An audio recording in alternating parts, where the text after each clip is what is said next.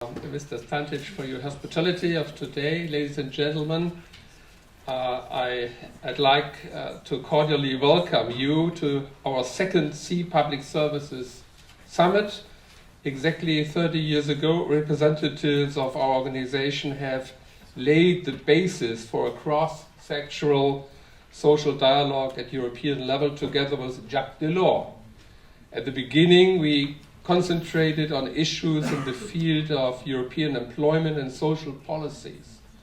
But then it was discovered that cooperation in economic terms, as foreseen in the European coal and steel community, made a joint coordination of other policies inevitably necessary. In politics, this situation is called spillover effects. This fact can, for example, be observed in a closer cooperation in environmental politics or a common monetary policy.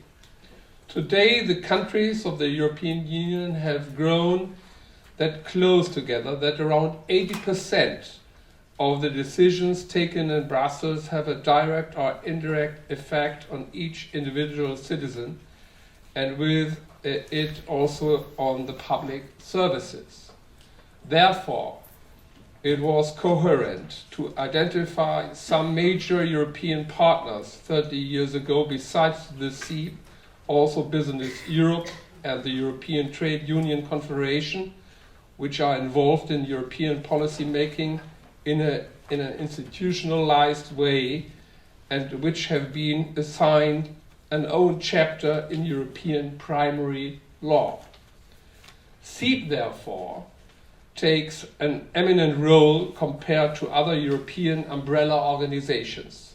We are no classical lobby organization, but we are a knowledge partner of the EU institutions. This fact is at the same time recognition and duty.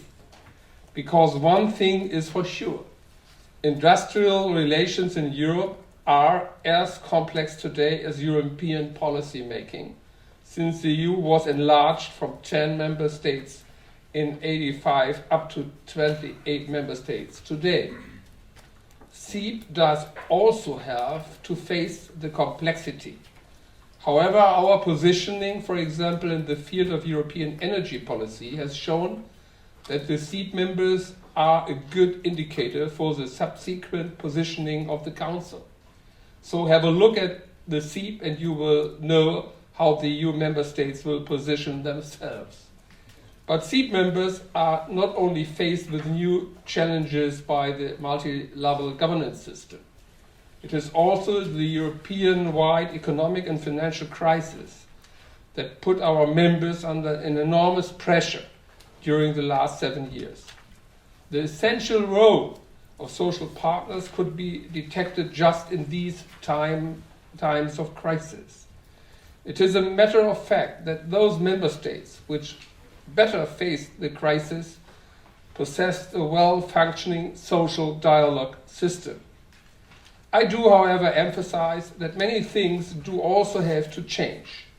As a self-critical employer, I want to stress that we can do more to improve the effectiveness and efficiency of public services. The reforms that have been initiated in many member states in the last 7 years originated from the fact that the public sector hasn't been able to react to and to anticipate necessary change fast enough. Therefore, CEEP could be in a leading position for the initiation of a benchmarking system for the European public sector. On this basis, it would be possible to exchange best practices and to commonly reform the regional and local administration as well as the public utilities in a cooperative relationship. Ladies and gentlemen, both the political guidelines of the new EU Commission as well as today's conference put the emphasis on the foundation of growth and employment in Europe. In order to achieve this goal, true prerequisites are necessary out of my point of view. A, de facto investments, and B, regaining trust in the European project. In both terms, I do see the CEEP as a partner of the European institutions and the way around. One of the first major projects initiated by the new European Commission has been the European Fund for Strategic Investments, EFSI. Its aim is to stimulate investments of 350 billion euros within the next 3 years by diminishing the risk-bearing capacity of investments. Only 25 billion euros will be coming out of the EU budget, respectively, from the European Investment Bank. It is envisaged that €1 public guarantee will initiate 15 times more public or private investments. I especially appreciate that the Vice President of the European Commission for Jobs, Growth, Investment and Competitiveness, Juri Katainen, will be with us today. Hence, I'd like to emphasize that CEEP explicitly welcomes the focus on the sectors identified by the EFSI. A major priority of the fund is foreseen for investments in infrastructure, especially in the fields of broadband, energy and transport infrastructure. We do also appreciate the focus on renewable energies, energy efficiency, as well as education and health. Public and private investments are asked to go hand in hand, complementing each other. In this context, both as a president of CEEP and as a European citizen, I'd like to point out that public services are the backbone of the European social market economy. Therefore, investments in enterprises, education, infrastructure form the basis for future prosperity and technological progress, as well as for the establishment of further employment. In the current debate on the issue of Industry 4.0, it is far too often disregarded that public services are indispensable for all the following value-added steps: a reliable and intelligent energy supply, as well as a coherent transport infrastructure, is a prerequisite for efficient industrial production. High-speed broadband access is a prerequisite for the digitalization of both the economy and the society. Secure water and sanitation are constitutive for the well-being of the whole population.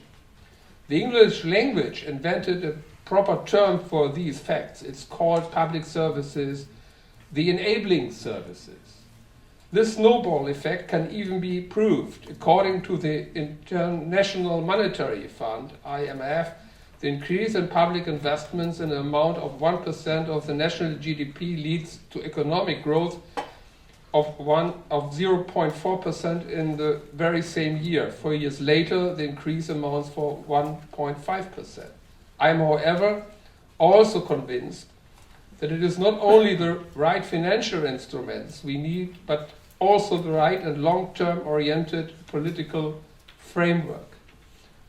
Ladies and gentlemen, in the last minutes remaining, I'd like to focus on one topic that more and more worries me when thinking about the future of public services. The current European Commission has dedicated even 2 commissioners to the topic of digitalization. Andrus Ansip as Vice President for the Digital Single Market, and Günther Oettinger as a Commissioner in charge of the digital economic and society. Just recently, on May the 6th, the Commission presented its strategy for the digital single market. I'm highly convinced that the focus of the Commission on the digitalization is at least as important as the focus on growth and jobs, whereas both topics do anyway closely relate to each other. The digital age does mean both a big chance as well as a big challenge for Europe and its economy. Public services are equally affected by this development, no matter which type of service they represent. New technologies change the demands and components of clients and citizens. They dramatically changed communication, information, and operating procedures. At the same, public services will have to face rising requirements with respect to IT security. Digitalization does have many faces: social media, smart service offers, intelligent transportation, just to mention a few. All these developments do not only ask for adaptation. In an optimal way, public services do use these developments in order to proactively design new business opportunities. Many public services already today are either fully or partially facing a European-wide market situation. The digitalization does lead to a situation in which new third parties enter into these markets all of a sudden. Sometimes they are coming from completely other branches, like the IT branch. This becomes quite obvious, for example, if you have a look at the smart home market and the activities of Google, Vodafone, or Samsung. The development of new technologies raises new expectations concerning the nature of public services.